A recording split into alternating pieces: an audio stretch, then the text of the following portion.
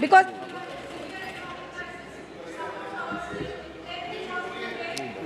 बोलिए आप प्लीज। माननीय सभापति जी, मैं आपके प्रति बहुत ही आभारी हूँ कि आपने दुनिया के विशालतम लोकतंत्र के मंदिर में मुझे अपना विचार रखने का मौका दिया है। मैं आपके प्रति बहुत ही आभारी हूँ और आज इस आदरणीय सदन में उन तमाम माननीय सदस्यों के प्रति आभार प्रकट करता हूँ, उनका अभिनंदन करता हूँ, स्वागत करता हूँ, बधाई देता हूँ जो आज इस महान सदन में अपने अपने क्षेत्रों से जीत के आए हैं।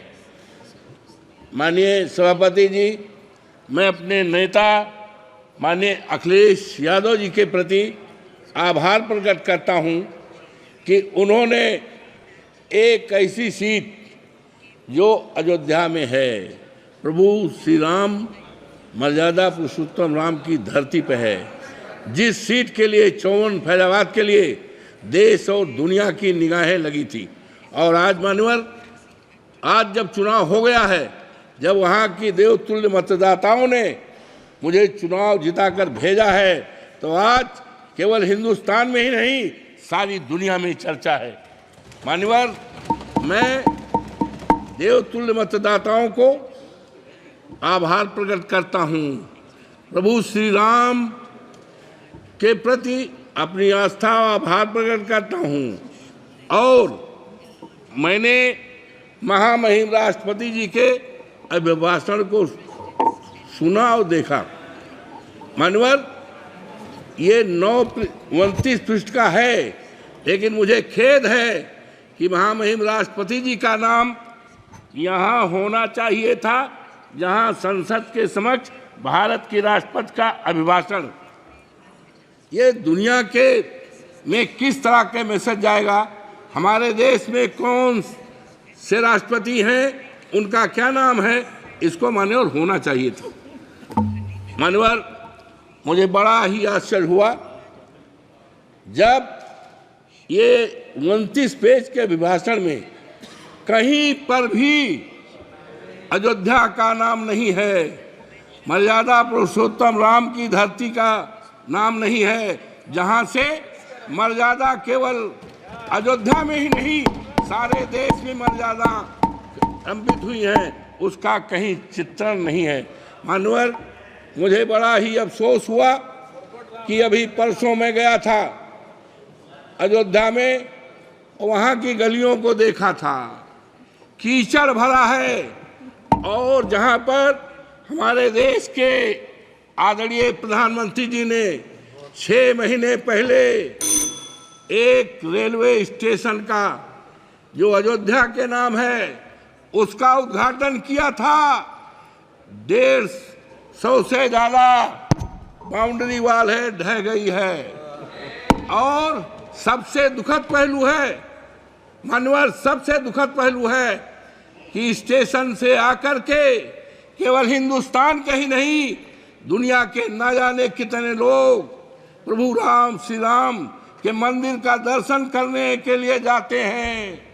1 किलोमीटर की सड़क है, इतनी गंदगी है, इतनी गंदगी है कि लगता है सारी दुनिया की गंदगी अयोध्या में आ गई है। अब कैसे कैसे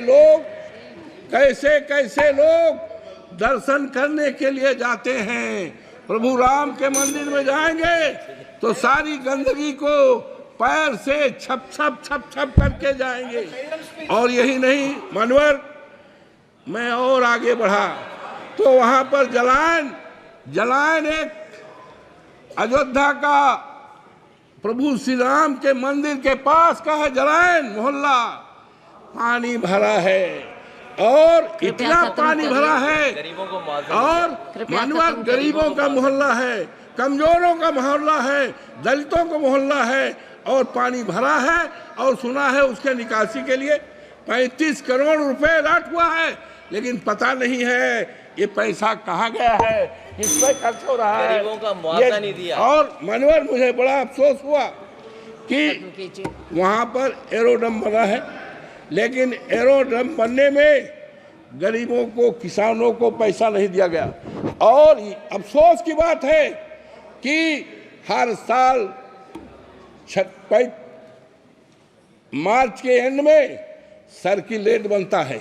सर्किल के द्वारा जमीनों का मूल्य का निर्धारण होता है, लेकिन अफसोस के साथ कहना पड़ता है हमारे उत्तर प्रदेश के हर जिलों में सर्किल बना है, लेकिन आज 7 साल हो गया है फैजाबाद के, अयोध्या के किसानों के जमीनों के लिए सर्किल न बनने के कारण उनकी जमीनों को कौड़ियों के दाम पर बाहरी लोगों को बसाने का काम किया है। हमारे नेता के पास न जाने कितने लोग आए, लेकिन हम कह के आए हिमानवर कि हम मुआवजा दिलाएंगे, हमारे नेता ने कहा था, लेकिन मुआवजा नहीं मिला। मानवर, ये मर्यादा पुरुषोत्तम राम की धरती है, वहाँ की मर्यादा को तोड़ा गया है। और निशिकांत दुबे जी, निशिकांत दुबे जी,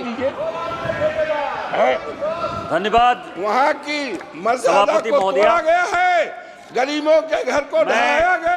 अनुराग सिंह ठाकुर द्वारा प्रस्तुत राष्ट्रपति के अभिभाषण के धन्यवाद प्रस्ताव का समर्थन करने के लिए खड़ा हुआ।